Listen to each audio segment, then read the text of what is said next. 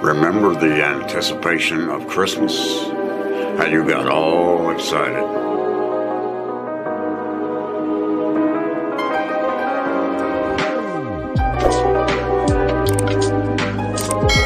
And then only to find out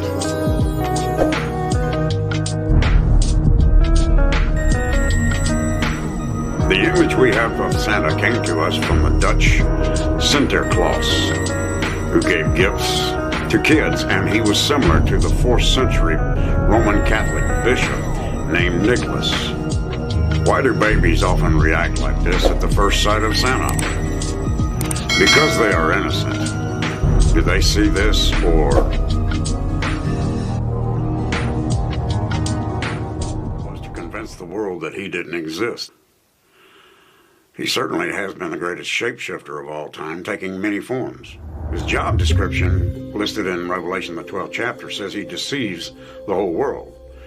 He starts off, as we all know, in the form of a serpent in chapter 3 of Genesis, then goes on to take the form of a goat in Leviticus, the 16th chapter. He has taken on many different, well-crafted forms down through the centuries. When you see Christmas or Xmas through the eyes that have been opened by the Lord, you recognize that Satan is using many of his wiles on mankind now, much the same that he did with Eve in the garden. Actually, his subtle tactics are the same. There are just larger consequences now. In Genesis, the Bible describes Satan, or the devil, as more subtle than any beast of the field, and the example is at the end of verse 1, where he tells Eve, "Yea, hath God said, Ye shall not eat of every tree of the garden?" Immediately, he's attacked God's commandments here.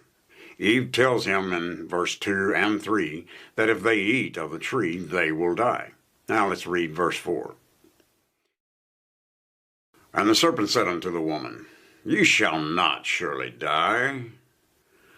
This is another attack, in that he denies God's word is true.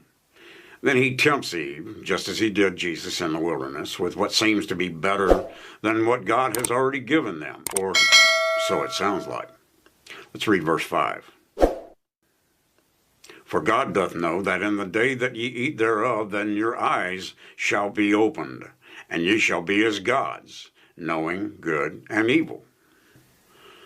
You see the subtlety here? You will judge what's good and what's not when you eat, and you won't die. You will have free will like God. Only our free will leads us straight to do just this: sin. "And when the woman saw that the tree was good for food, and that it was pleasant to the eyes, and a tree to be desired to make one wise, she took of the fruit thereof, and did eat, and gave also unto her husband with her, and he did eat." The flesh justifies doing this, but to think carnally, or to be carnally minded, is death.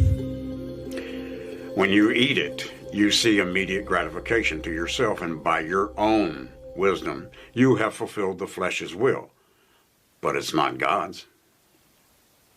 Didn't 1 John 2:16 say, "For all that is in the world, the lust of the flesh, and the lust of the eyes, and the pride of life, is not of the Father, but is of the world."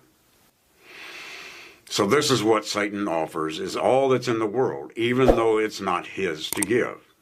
He is the prince and the power of the air, or over nothing. Let's turn to Deuteronomy 16 and read verse 19. "Thou shalt not wrest judgment. Thou shalt not respect persons, neither take a gift.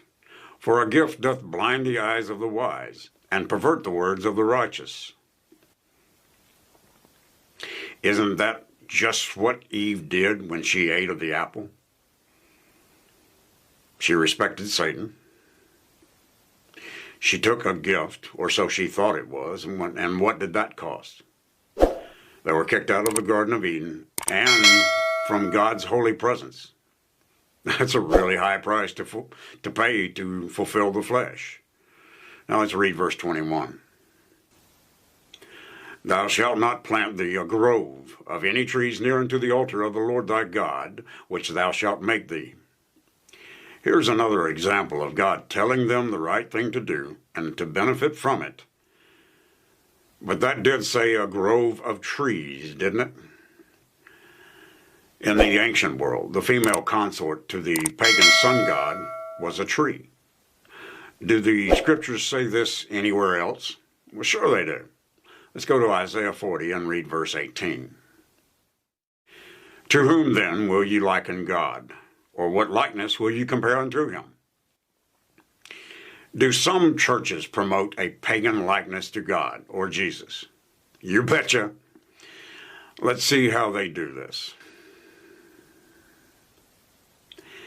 Any of this look familiar?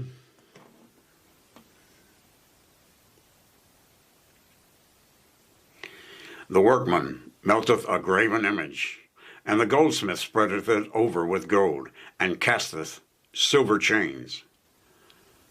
Look familiar still?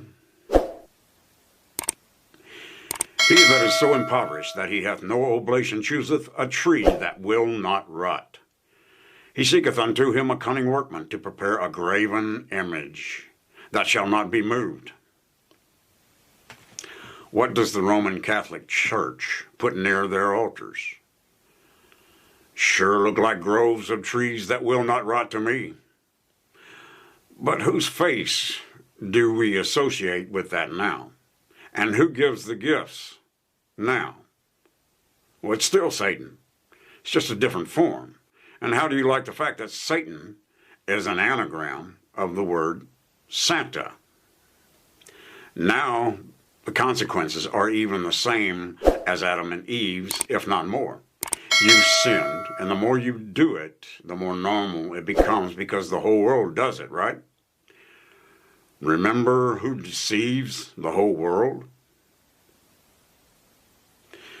It sure looks like the Roman Catholic Church, who wants you to call their priests Father, when Jesus said, call no man Father in Matthew 23. Have used this as a reason to celebrate this as the birthday of their Jesus. You should know that this is just another example of a long line of pagan sun gods whose birthday was on December 25th, and disguising it with a halo and another face of Satan to entice kids or people who don't know any better. They're not being guided by parents who either don't know or care to know better, but the consequences of these predator priests are coming to light in the media now. They can't hide probably what they've been doing for centuries now because of TV and internet. So when they show you a priest they call Nick, who gave oranges to kids in the 4th century, and Santa Claus, who gives presents to kids in Denmark, remember, it is the same thing as Satan and Eve in the garden. Pedastry, or pedophilia sex, was common among the Roman elites, and this was handed down to them by the Greeks.